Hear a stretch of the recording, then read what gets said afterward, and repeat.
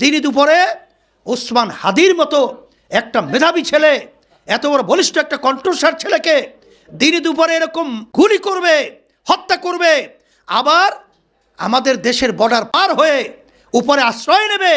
আমি ভারতকে বলবো যে আমাদের দেশের খুনিদেরকে আপনারা আশ্রয় দেওয়ার মাধ্যমে কি মেসেজ দিতে চান? আর নির্বাচন কমিশন কি বক্তব্য দেয়? আফসোস, আমি ধিক্কার জানাই। আজকে এত বড় একটা উল্লেখযোগ্য ঘটনা, সেখানে সে বলতে চায় বিচ্ছিন্ন একটা ঘটনা। আমি ধিক্কার জানাই তার বক্তব্যকে। এর চেয়ে বড় ঘটনা বাংলাদেশে কি থাকতে পারে? আর সেখানে এমন বক্তব্য যেটা কোনো স্বাভাবিক সেন্সওয়ালা মানুষ এই ধরনের বক্তব্য এই মুহূর্তে দিতেই পারে না।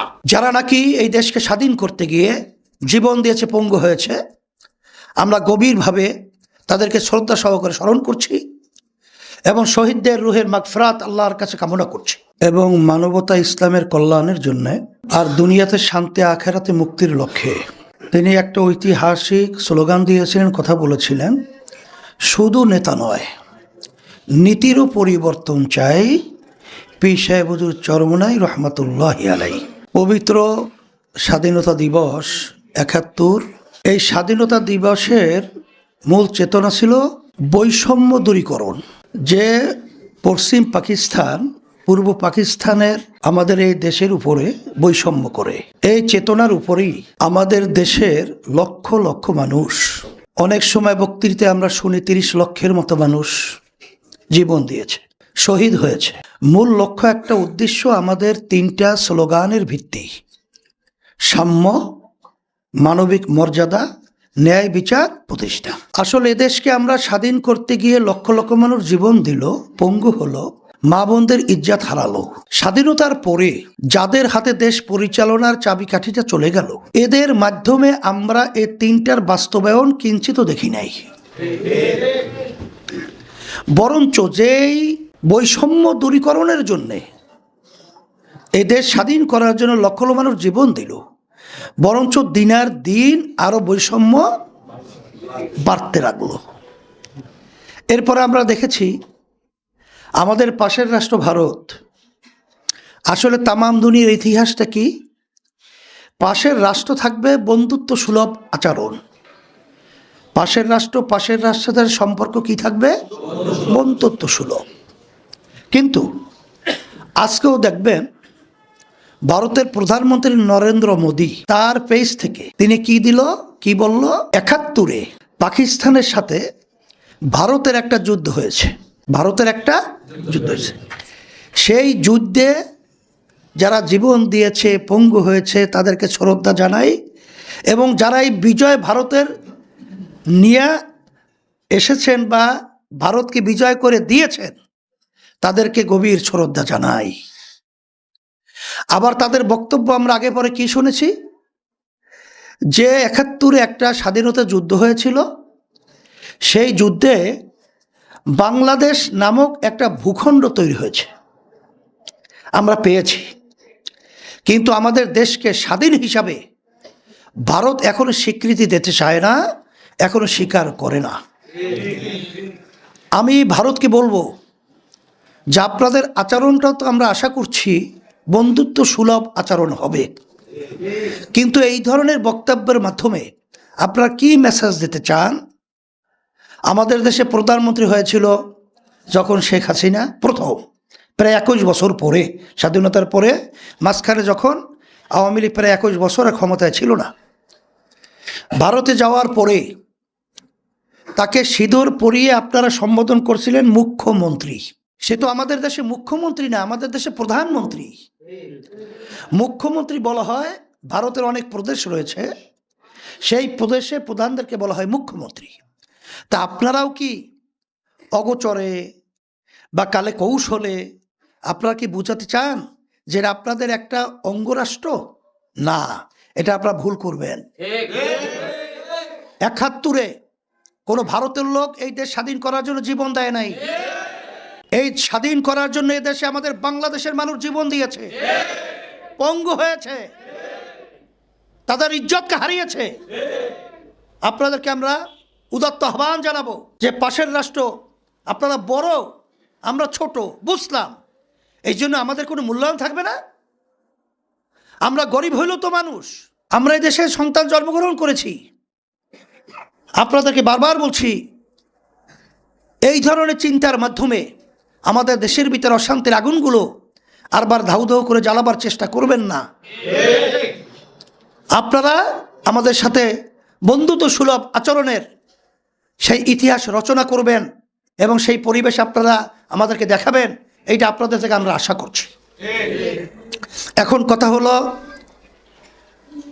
যারা নাকি এই দেশকে স্বাধীন করতে গিয়ে জীবন দিয়েছে, পঙ্গু হয়েছে, আমরা গভীরভাবে তাদেরকে শ্রদ্ধা সহকারে স্মরণ করছি এবং শহীদদের রুহের মাগফিরাত আল্লাহর কাছে কামনা করছি। সাথে সাথে আপনারা লক্ষ্য করেছেন 2024 জুলাই 5ই আগস্ট যে গণ অভ্যুত্থান হলো, সেখানেও কিন্তু চেতনা ছিল বৈষম্য। সেখানে চেতনা কি? বৈষম্য। সেই বৈষম্য দূর করা, এই চেতনার জন্যে তামাম দুনিয়ার ইতিহাস একটা উত্থান পতনের এত মানুষ জীবন দিতে হয়, এরা 2024-এ বাংলাদেশে সেটা আমরা দেখেছি। কোথায় ইতিহাস এরকম দেখা যায় না, যেরকম একটা পট পরিবর্তনের জন্যে এত মানুষ একত্রে জীবন দিতে হয় একটা দাবি আদায়ের জন্যে।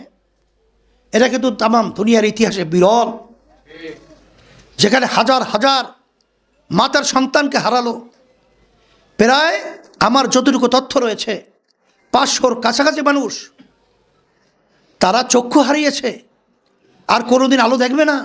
হাজার হাজার মানুষ পঙ্গু হয়েছে, হয়তো স্বাভাবিকভাবে আপনারা আমার মতো আর চলার পরিবেশ পাবে না।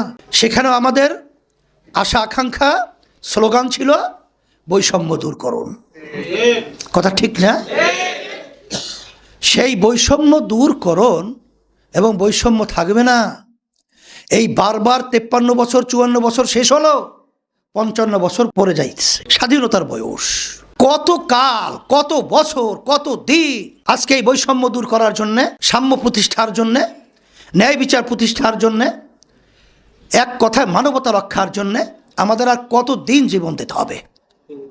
এই জন্য আমি প্রথমেই বলেছি, আল্লাহ রাব্বুল আলামিন বলেছেন যে আমি সমস্ত মাখলুকাতের ভিতরে সম্মানিত হিসাবে মানুষকে সৃষ্টি করেছি, কিন্তু এক শ্রেণীর মানুষ রয়েছে, আল্লাহ বলছেন যেই মানুষগুলোর আচার আচরণ কুত্তা, শুয়াল, শ্রীগাল, হিংস্র জানোয়ারের চেয়েও খারাপ হয়। এদের হাতে যতক্ষণ পর্যন্ত দেশের পরিচালনার চাবিকাঠি থাকবে, ততদিন পর্যন্ত বারবার বারবার আমাদের এখন রক্ত দিতে হবে, আমাদের জীবন দিতে হবে, আমাদের পঙ্গু হতে হবে, আমাদের মার্কল সন্তান হারা হতে হবে, আমাদের দেশে টাকাগুলো বিদেশে পাচার হবে, আমাদের দেশে চাঁদাবাজি বন্ধ হবে না। লক্ষ হলো মানুষ নিরপরাধে আজকে তাদেরকে কেসের মাধ্যমে তাদের সংসার ধ্বংস করবে, আর এদেশে বসে বিদেশের তাবেদারি গোলামের জিনজিরে আমাদের আবদ্ধ রাখবে। আমরা মাথা উঁচু করে তারা সুযোগ পাবো না। এখন 5ই আগস্ট একটা সুযোগ এসেছে।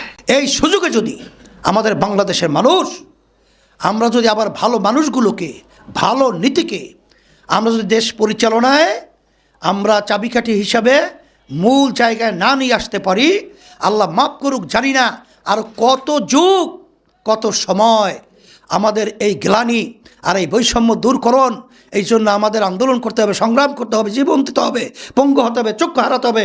আল্লাহ মাবুদ ভালো জানে। এই জন্য আমি আমার ভাইদেরকে বলবো, সুযোগ এসেছে, এই সুযোগ কখনোই আসে নাই।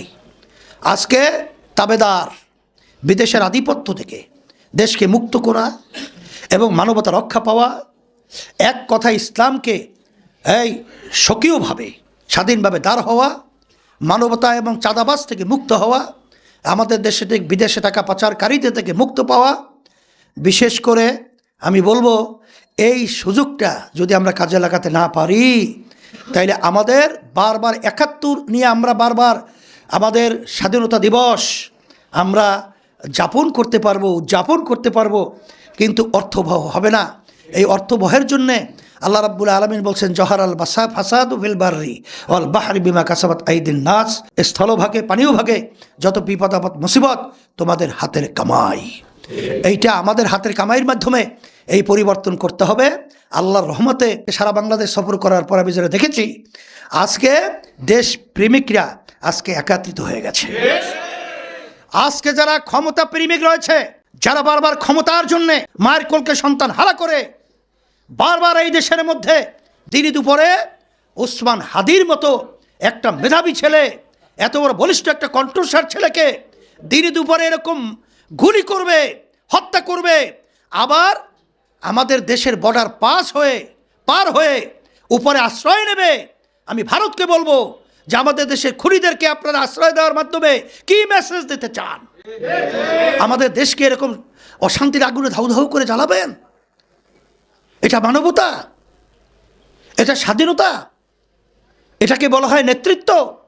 আমি অনুরোধ করব যে খুনিদেরকে আপনাদের দেশে আশ্রয় দিবেন না। আর এই খুনিরা কীভাবে পার হলো আমাদের এই বর্ডার পাস হয়ে, প্রশাসন সহ সকলকে আমি বলবো যে আপনাদের নিরাপত্তা, আপনাদের এই অবস্থানটা আমরা কিন্তু এখন ভয় পাচ্ছি। আমাদের জীবন নিয়ে, আমাদের অবস্থান নিয়ে, প্রতিটা বাংলাদেশের নাগরিকের, বাংলাদেশের মানুষের জীবনের নিরাপত্তা নিয়ে আমরা শঙ্কায় আছি। আর নির্বাচন কমিশন কি বক্তব্য দেয়? আফসোস, আমি ধিক্কার জানাই। আজকে এত বড় একটা উল্লেখযোগ্য ঘটনা, সেখানে সে বলতে চায় বিচ্ছিন্ন একটা ঘটনা। আমি ধিক্কার জানাই তার বক্তব্যকে। এর চেয়ে বড় ঘটনা বাংলাদেশে কি থাকতে পারে? আর সেখানে এমন বক্তব্য যেটা কোনো স্বাভাবিক সেন্সওয়ালা মানুষ এই ধরনের বক্তব্য এই মুহূর্তে দিতেই পারে না। এই জন্য আমি সকলকে তার আহ্বান জানাবো, যারা দেশপ্রেমিক আমরা রয়েছি, আমরা আওয়াজ তুলব। আর বিশেষ করে জুলাই অভ্যুত্থানের চেতনা, সেই আপনার জুলাই সনদের স্বীকৃতির জন্য আইনি আপনার এমন দিনে নিয়ে আসছে, নির্বাচন কমিশন পর্যন্ত বলেছে জাতীয় নির্বাচন এবং সেখানে জুলাই সনদের হা না এর পক্ষে যে আপনার গণভোট, সেটা একটা চ্যালেঞ্জিং হবে।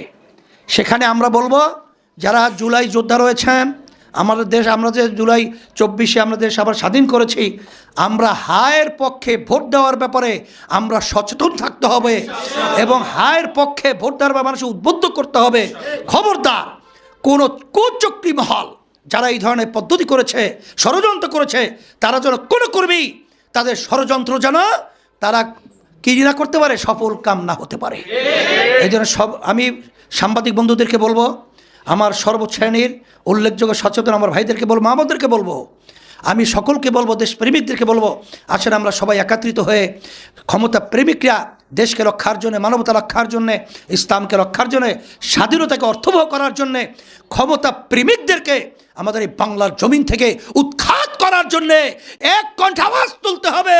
ক্ষমতা প্রেমিকরা বাংলার জমিন থেকে উৎখাত, আর দেশপ্রেমিকরা বাংলার জমিনে থাকবো, বিজয় হবে ইনশাআল্লাহ। সকলকে ধন্যবাদ।